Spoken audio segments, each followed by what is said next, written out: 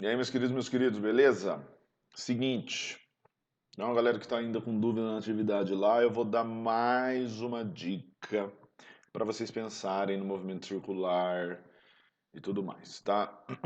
Então, tem gente que está com dificuldade de justificar, fica com muita dúvida, não sabe e tal. Gente, essa atividade, eu quero saber, eu estou querendo avaliar o que vocês pensam, tá? Depois de ter assistido a videoaula de movimento circular uniforme. Se não assistiu a videoaula e foi fazer a atividade, lógico que você não vai conseguir.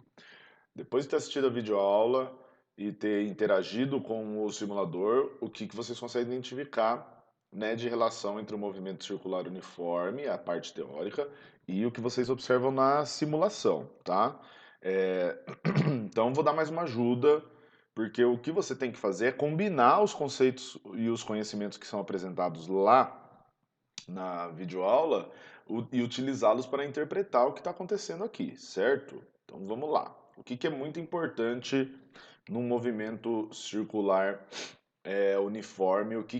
Quais são os fatores do movimento, né? Bom, primeiro que vocês viram que o movimento ele tem uma velocidade que se chama velocidade angular, e essa velocidade angular você consegue calcular da seguinte forma: 2π sobre o período, ou ainda 2π vezes a frequência, né? Lembrando que o período e a frequência são características extremamente importantes do movimento circular uniforme. O período é o tempo que demora para o corpo dar uma volta completa, e a frequência conta quantas voltas completas que ele realiza em cada unidade de tempo. Tudo bem? Beleza, até aí tudo bem. Então tem essa velocidade que é a velocidade angular. Diga-se de passagem, é a velocidade do disco, tá? Esse ômega aí é a velocidade do disco, que o disco está girando. Em relação ao disco, a joaninha e o besouro estão parados, tá? Então elas estão girando, os dois insetos giram porque o disco gira, beleza? Muito bem, então isso daí já dá uma dica do que vai acontecer com essa velocidade angular para cada um deles, tá? Ótimo. Aí, a outra velocidade que a gente analisa no caso do movimento, porque na verdade, quando eu falo outra velocidade, na verdade é a velocidade, né? Quando a gente analisa ela no movimento circular, que é a velocidade linear ou tangencial, tanto faz, tá? Como que a gente calcula? Como que a gente viu na aula que a gente calcula? 2πr sobre o período. 2πr por quê? E período por quê? Se eu considerar o intervalo de tempo de que ele leva para completar uma volta, esse intervalo de tempo é o período, e o ΔS dele, que ele completou, o deslocamento que ele faz quando ele dá uma volta, é o perímetro dessa circunferência, tá? Veja que o perímetro da circunferência depende do quê? Do seu raio. Do seu raio. Professor, mas o que é raio eu não sei. Teve esse tipo de dúvida aí. Gente, raio é a distância do centro da trajetória até a posição onde se encontra, tá, o objeto que está se movendo, tá? Travou? Travou, meu Deus do céu, que saco. Você tá brincando comigo, viu? Pera aí, gente, que eu não vou gravar de novo, não.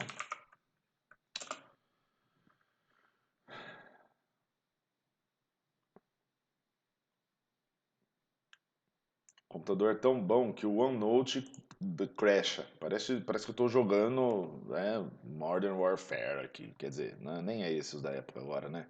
Qual que é? Sei lá, esses Battlefield, esses negócios aí que vocês jogam. Ó, ok? Então, esse é o raio da.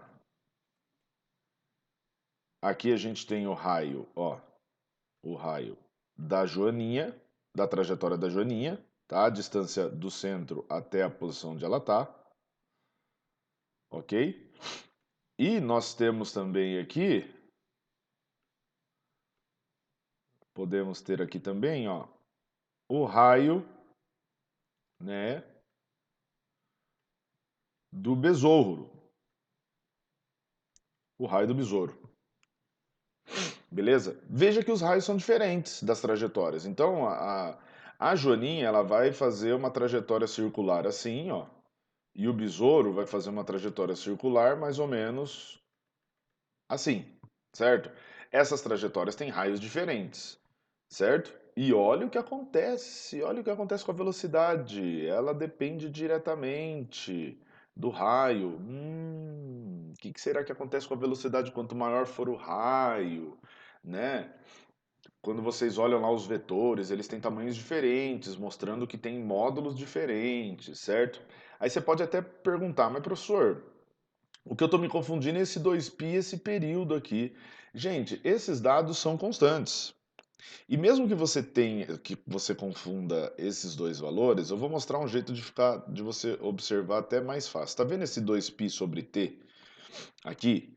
Note que ele é o quê? A velocidade angular. Então, esse 2π sobre t aqui embaixo que está na velocidade linear, você pode substituir, escrevendo a velocidade linear em função da velocidade angular e do raio. Por que que isso é interessante? Porque a velocidade angular é uma constante e, gente, é a velocidade angular do disco. E quem que está no disco? A joaninha e o besouro. Então a velocidade angular dos dois é a mesma. Aí qual é a única variável aqui, ó? Olha só, é o raio, tá? Beleza? Então, isso daí deve auxiliar vocês a responder questão 3 lá, eu acho, tá? É a parte 3 do relatório lá, beleza? Muito bem. E daí? E daí que depois tem uma análise quanto à aceleração centrípeta, né? A aceleração centrípeta, tá? A definição dela, ó, v ao quadrado sobre r, ok?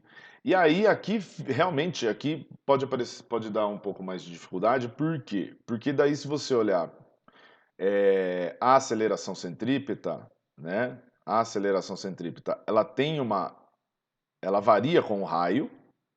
Se você olhar essa expressão, você vai ser levado a pensar que a aceleração centrípeta varia inversamente com o raio, só que se você olhar os vetores lá na simulação, vai estar em desacordo, né? Certo? Isso vai estar em desacordo. Mas por que vai estar em desacordo? Porque a aceleração centrípeta também depende da velocidade. Então a gente tem que tentar escrever a aceleração centrípeta em função apenas de uma das variáveis, tá? Ou apenas da velocidade ou apenas do raio. Qual é a mais direta aqui? É em relação ao raio. O que que eu vou fazer? Tá vendo essa velocidade que está aqui, né? Eu vou substituir, ó, por esse valor ômega-r que eu encontrei ali. E aí vamos ver o que que acontece com a aceleração centrípeta. A aceleração centrípeta vai ficar, ó, a velocidade é ômega-r, só que está elevado ao quadrado, né? Sobre o raio. Então, quando eu tenho aqui, né, uma multiplicação com os expoentes, eu vou distribuir os expoentes para cada um, né? Então vai ficar ômega ao quadrado vezes r ao quadrado dividido por r ao quadrado. Esse r ao quadrado que está aí em cima é r vezes r. Então eu posso, ó, r ao quadrado dividido por r vai sobrar um r só.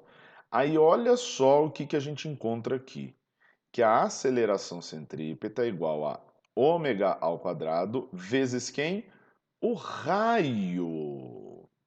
Agora eu estou olhando novamente a aceleração centrípeta, né? Uma outra grandeza física aqui associada, importantíssima para o estudo do movimento circular uniforme, em função do ômega, que é a velocidade angular e que é constante, só que agora dá uma olhada, ó, diretamente proporcional ao raio também. Ah, então quer dizer que quanto maior for a distância que o objeto tiver do centro da trajetória, maior é a aceleração, a intensidade da aceleração centrípeta, professor? Sim. E tá aqui a equação. Tá? Então aí eu acho que isso já meio que ajuda. Isso daqui já vai ficar como gabarito, viu, gente? Tá? Dessa atividade, porque a prova é isso.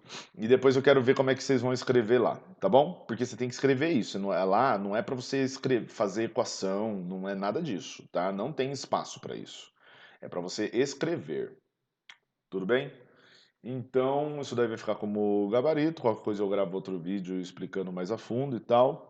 E é isso, tá, gente? Entreguem a atividade lá antes do prazo fechar, por favor, para não perder ponto e tudo mais. E é isso. Um abraço pra vocês, viu? Bom final de semana aí, tá? Tchau, tchau.